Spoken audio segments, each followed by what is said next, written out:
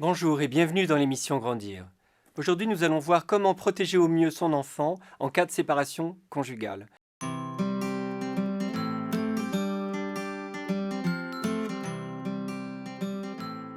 Les séparations conjugales, les divorces sont de plus en plus fréquents, ils deviennent presque banals. Pour autant, pour chaque enfant, et pour les parents bien sûr, ça reste une épreuve qu'il va falloir surmonter et il va falloir accompagner l'enfant tout au long de cette nouvelle façon de vivre en famille. Alors quelles sont les choses à éviter?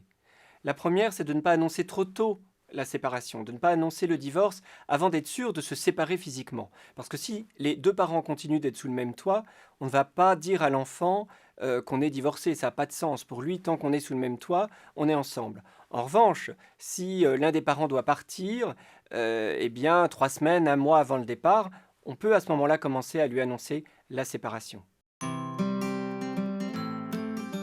À l'occasion de la séparation, et même après, on veillera à ne jamais critiquer l'autre parent. Alors bien sûr, on peut en vouloir au mari ou à la femme, mais devant l'enfant, on n'attaquera pas son père ou sa mère parce que ce serait attaquer l'enfant dans tous les domaines où l'enfant s'est identifié à ses parents.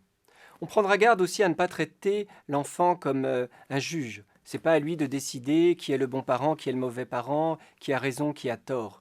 On ne traitera pas l'enfant comme un confident. Bien sûr, c'est douloureux un divorce. On peut être triste, mais l'enfant ne doit pas être le dépositoire de notre chagrin. On parle à ses amis, à des professionnels, à ses parents, mais on ne confie pas trop sa peine à son enfant.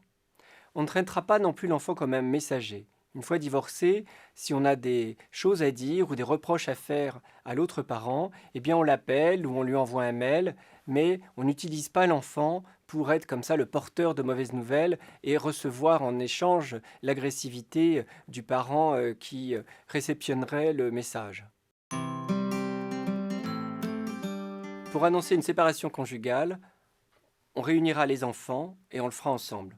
On leur expliquera que l'amour s'est envolé entre nous, qu'on n'est pas responsable du sentiment amoureux, on ne fait pas exprès d'aimer ou de ne plus aimer.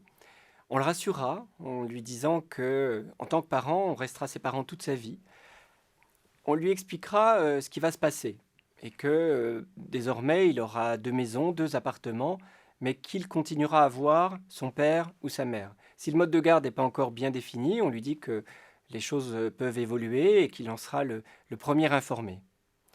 Le mode de garde est d'ailleurs un sujet de conflit fréquent entre parents.